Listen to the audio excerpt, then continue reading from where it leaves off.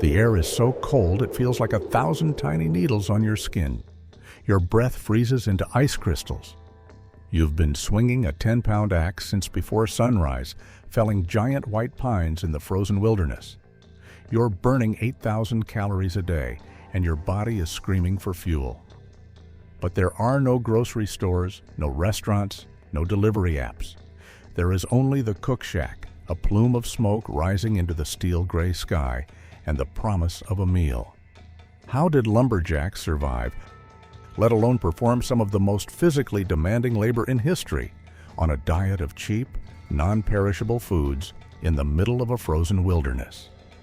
These 10 meals weren't just food, they were the fuel that built a nation, one tree at a time. My name is Sam, and this is Wild America. Number 1. Beanhole, beans.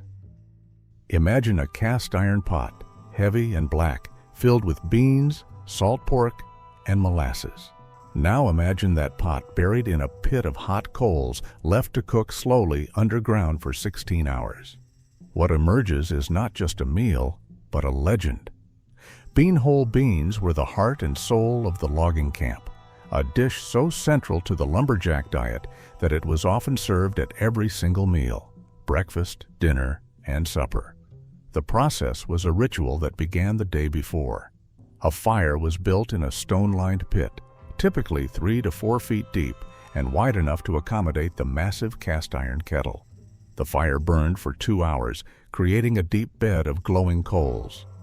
Meanwhile, the beans, usually navy, yellow eye, or Jacob's cattle varieties, had been soaking overnight in cold water to soften their tough skins. The cook would drain them and parboil them until the skins began to wrinkle, a sign they were ready for the next stage. The beans were then layered in the pot with chunks of salt pork, sometimes as much as 2.5 pounds of pork for every 2 pounds of beans. A generous pour of molasses added sweetness and depth, while a sliced onion and a mixture of salt, pepper, and dry mustard provided additional flavor. The heavy lid was clamped on tight, sometimes sealed with a flour and water paste to prevent any dirt from seeping in during the burial. The entire pot was lowered into the center of the fiery pit, surrounded by hot coals, and then buried under a mound of earth. The cook would then go to bed, leaving the beans to cook slowly in the earth's embrace. What happened underground was a kind of magic. The beans cooked at a low, steady temperature, becoming incredibly tender without turning to mush. The salt pork rendered its fat, infusing every bean with a rich, smoky flavor. The molasses caramelized slightly, adding a sweet complexity. When the pot was dug up the next day, the beans were perfect, soft, savory, and deeply satisfying. It was a calorie-dense, protein-packed meal that could be made in huge quantities with minimal effort, the perfect fuel for a hard-working man. And because the beans were so filling and kept so well, they could be served at every meal, reheated as needed throughout the day. Comment Beanhole if you can almost smell these beans cooking. Number 2. Salt pork and fried potatoes. If beans were the heart of the lumberjack diet, salt pork was the lifeblood. This was not the lean, carefully cured bacon we know today. This was thick, fatty pork belly, heavily salted, and packed in wooden barrels. It was cheap. It was incredibly high in calories, and it would last all winter without refrigeration. Salt pork was the ultimate survival food, a savor bomb that added flavor and, more importantly, fat to nearly every dish. A logging camp of 100 men could go through 2.5 barrels of pork in a season.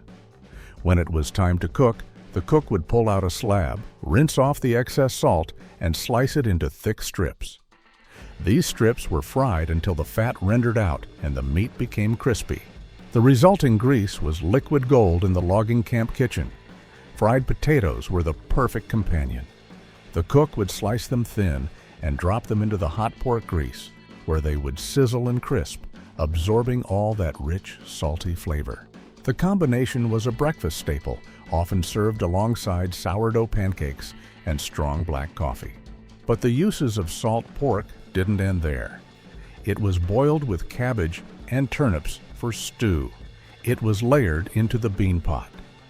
The rendered fat was saved for everything from frying donuts to greasing saw blades. Nothing was wasted. The sheer amount of fat consumed would be shocking by modern standards. Some estimates suggest 40% of daily calories from fat alone, but for a lumberjack burning thousands of calories a day in sub-zero temperatures, it was essential. The fat provided slow-burning energy that kept them warm and fueled their muscles. Number 3. Sourdough, pancakes, and biscuits. In the isolated world of the logging camp, a good sourdough starter was a prized possession. It was a living thing, a culture of wild yeast and bacteria that had to be fed and cared for like a pet. This starter was the secret to a seemingly endless supply of pancakes, biscuits, and bread. Every morning, the cook would use the starter to whip up massive batches of sourdough pancakes, which were served in towering stacks, often with a side of fried salt pork and a pitcher of molasses. The sourdough gave the pancakes a distinctive tangy flavor and light, fluffy texture. The night before, the cook would mix starter with flour, milk, and sugar, creating a thick batter left to ferment overnight. In the morning, he would add eggs, salt, and baking soda for extra lift. The batter was ladled onto a hot griddle greased with pork fat, creating pancakes golden brown outside and tender inside. These were not delicate creations. They were substantial, filling, designed to stick to your ribs. A lumberjack might eat 10 or 12 pancakes in a single sitting, each dripping with molasses. It was a quick way to get calories into the men before they headed into the woods. The same starter made biscuits served at every meal. The cook would mix starter with flour, lard, and salt, then roll out the dough and cut it into rounds. These were baked until golden and flaky. Sourdough biscuits were perfect for soaking up gravy or slathering with butter and molasses. The cook would jealously guard his starter, keeping a portion in a small crock near the warmth of the stove. Some starters were passed down through generations. It was a simple, sustainable system that provided the carbohydrate foundation of the lumberjack diet, requiring nothing more than flour, water, and time. Comment sourdough if you've ever tried to keep a starter alive. Pattern. Interrupt. But here's the problem nobody talks about: the sheer monotony of the food. Imagine eating beans, salt pork, and bread for breakfast, lunch, and dinner every single day for months on end. The rules of the cook shack were strict. No talking during meals. This wasn't just about discipline. It was about efficiency. The men were there to eat, to refuel as quickly as possible, and get back to work. Most meals were consumed in 12 to 15 minutes, the men shoveling food into their mouths in silence. The only sounds, the scrape of forks on tin plates and the occasional slurp of coffee. But the silence also prevented the inevitable complaints about the repetitive menu. A good cook was prized not just for his ability to produce massive quantities of food, but for his ability to introduce small variations, a different kind of stew, a special dessert, a batch of donuts on a Sunday, that could break the crushing boredom of the daily fare. A bad cook, on the other hand, could cause discontent among the men, leading them to quit and move on to a better-run camp. The cook's skill directly impacted the productivity and morale of the entire operation. In the words of one 19th century observer, one of the great requisites to make a lumbering job a success was a good cook. Number 4. Hardtack and Skilly. Hardtack was the MRE of the 19th century. It was a simple, unleavened biscuit made from flour, water, and salt, baked until it was as hard as a rock. It was cheap, it was easy to transport, and it would last for years, making it a staple of armies, navies, and logging camps. But it was also notoriously difficult to eat. It was so hard that it was often called tooth duller, sheet iron cracker, or worm castle, because it was frequently infested with weevils. A man could break a tooth trying to bite into a piece of hardtack straight out of the box. The standard ration was 16 ounces of hardtack per day, often paired with 12 ounces of salt pork. But how do you make something that's essentially an edible brick palatable? The Lumberjacks developed a solution: Skilly. They would take a piece of hardtack and smash it into smaller pieces with the butt of an axe or a hammer. Then they would drop the pieces into a hot skillet of salt pork grease. The hardtack would soak up the fat, softening into a sort of fried dough. Sometimes, if sugar was available, they would sprinkle a bit on top for sweetness. It was a greasy, salty, calorie-dense concoction, but it was a vast improvement over trying to eat the hardtack raw. Some men would also soak the hardtack in water or coffee to soften it before eating, but this method was less popular because it made the biscuit soggy and unappetizing. The fried version, on the other hand, had a crispy exterior and a soft, chewy interior, making it a surprisingly satisfying meal. It was a perfect example of the Lumberjacks' ingenuity, turning one of the worst foods imaginable into a palatable and energy-rich meal. Hardtack was also used in stews, where it would absorb the liquid and thicken the broth. It was a versatile, if unexciting food that served its purpose, keeping men alive and working in the harshest conditions. Number 5. Cornmeal mush.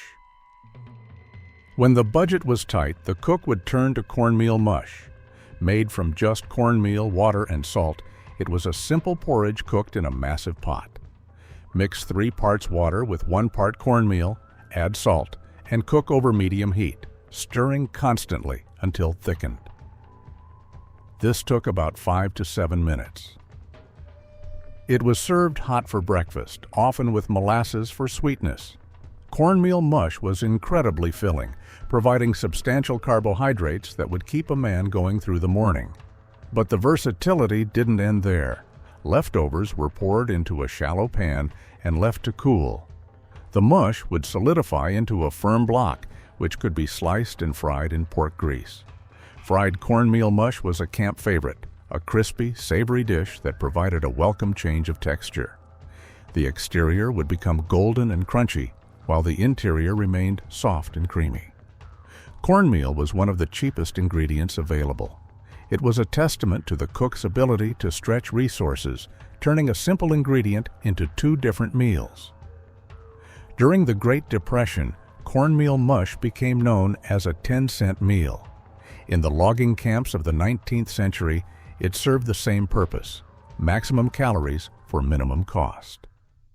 Number 6. Boiled salt fish and potatoes. While salt pork was the king of preserved meats, salt fish, usually cod or herring, was a close second. Like salt pork, it was cheap, it was easy to transport, and it would last all winter. But it was also incredibly salty and had to be soaked in water for hours, sometimes even days, to make it edible. The water had to be changed multiple times to draw out the excess salt, a process that required planning and patience. Once desalinated, the fish was boiled with potatoes. The cook would cut the fish into chunks and add them to boiling water along with peeled and quartered potatoes. Sometimes onions or turnips were added. The dish was simple but nourishing, providing protein and carbohydrates. While it lacked the fatty richness of pork dishes, it offered a different flavor and was a welcome change. Salt fish was particularly popular in camps with maritime or Scandinavian influences. In Maine and Michigan logging camps, salt cod was common. The fish would flake apart easily when cooked, and its mild flavor paired well with starchy potatoes. The combination was a classic pairing in working-class diets, and in logging camps, it was a reliable and cheap way to feed a large crew. A barrel of salt fish could feed 100 men for several days. Comment, "Salt fish," if you can imagine how salty this must have been. Number 7. The soup, pork and vegetable stew. The soups, sourdough, was a catch-all term for the endless variety of stews and soups that were a constant presence on the logging camp stove. The base was usually whatever meat was available: beef, pork, or venison if a deer was shot. To this was added a medley of root vegetables like potatoes, onions, turnips, and carrots, along with dried peas or beans. The stew would simmer for hours in a massive pot, the flavors melding together, the meat becoming incredibly tender. This was also where the less desirable cuts of meat would end up, along with any leftovers from previous meals. Nothing was wasted in the logging camp kitchen. The stew pot was a constantly evolving entity, with new ingredients being added as old ones were consumed. It was a hot, hearty, and filling meal, perfect for a cold day. The long cooking time broke down the tough connective tissue in the cheaper cuts of meat, making them tender and flavorful. One popular variation was a simple pork and turnip stew. The cook would take chunks of salt pork, boil them to remove some of the salt, and then simmer them with turnips, potatoes, and onions. The pork fat would render into the broth, creating a rich, savory base. Another favorite was a venison stew made when one of the men managed to shoot a deer. The venison would be cut into chunks and simmered with whatever vegetables were on hand, along with a bit of flour to thicken the broth. The beauty of the soups was its flexibility. It allowed the cook to be creative, to use whatever ingredients he had on hand to create a satisfying and nourishing meal for his crew. It was also a dish that improved with time, the flavors deepening and intensifying as it sat on the back of the stove. A good stew could feed a crew for days, with each reheating bringing out new layers of flavor. Number 8. Molasses cookies and donuts. In a world of hard labor and cold weather, sugar was not a luxury, but a necessity. It provided a quick burst of energy and a much-needed psychological boost. And in the logging camps, the primary sources of sugar were molasses and the baked goods made from it. Molasses was cheaper than white sugar and was shipped in large barrels. It was used to sweeten everything from beans to coffee, but its most beloved application was in cookies and donuts. Molasses cookies were a camp staple, dark, spicy, and chewy. The basic recipe: molasses, flour, lard, sugar, eggs, and spices like ginger, cinnamon, and cloves. The dough was rolled out, cut into rounds, and baked until the edges were crisp. These cookies were easy to make in large batches and kept well. They were often served at every meal, providing a sweet finish. Donuts, or fried cakes, were another favorite. They were balls of dough sweetened with molasses or sugar, fried in hot lard until golden brown.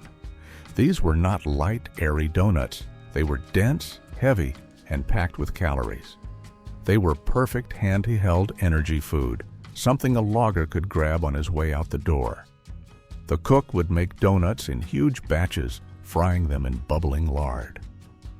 The smell would fill the cook shack, a welcome aroma that signaled a rare treat. They were a beloved part of the logging camp diet, a small indulgence that made the hard life a little more bearable. Number 9.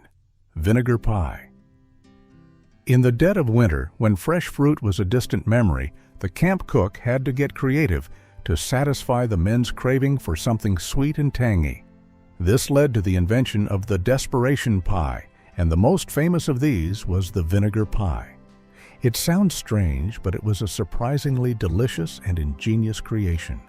The filling was made from a simple mixture of vinegar, usually apple cider vinegar, sugar, eggs, and butter, thickened with a bit of flour.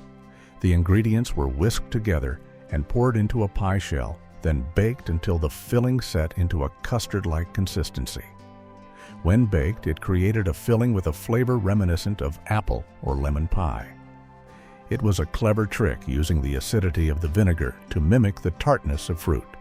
The recipe was born out of necessity. Fresh fruit was expensive and difficult to transport, especially in the winter months when the logging camps were at their busiest.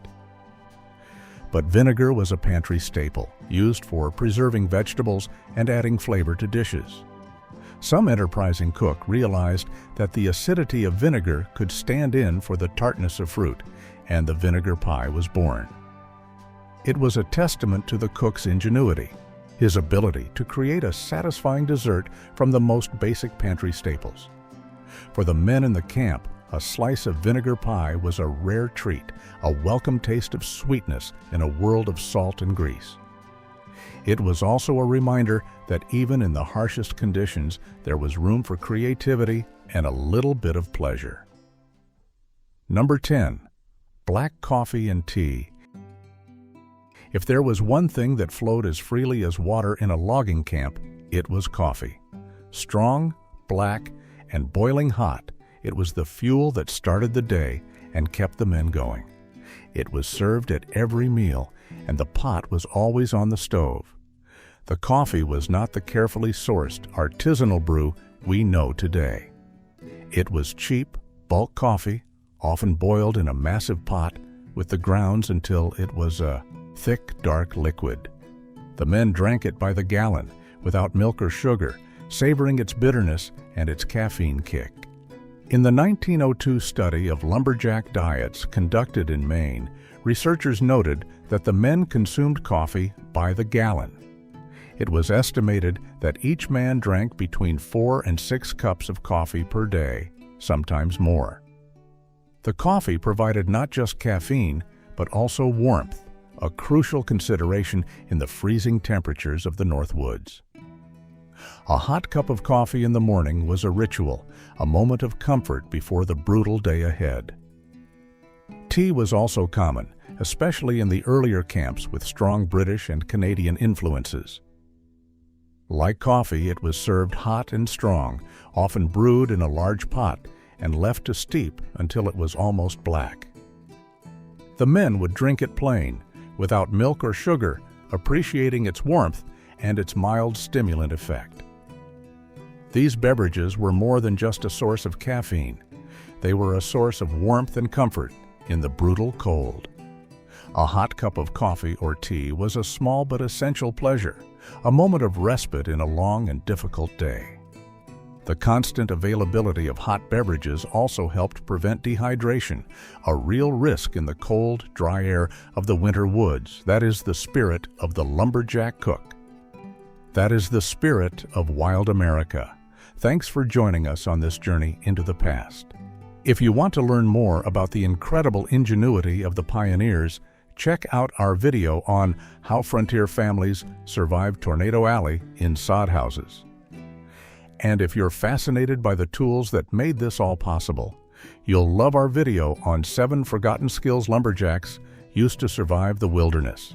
If you found this story of resilience and culinary creativity inspiring, make sure you subscribe to Wild America. We're not just a channel, we're a tribe of people who believe that the old ways still have something to teach us. Hit that subscribe button and ring the bell, because every week we bring you stories of grit, innovation, and the unbreakable human spirit that built this nation. See you again next time. Stay curious, stay wild, and never forget where we came from.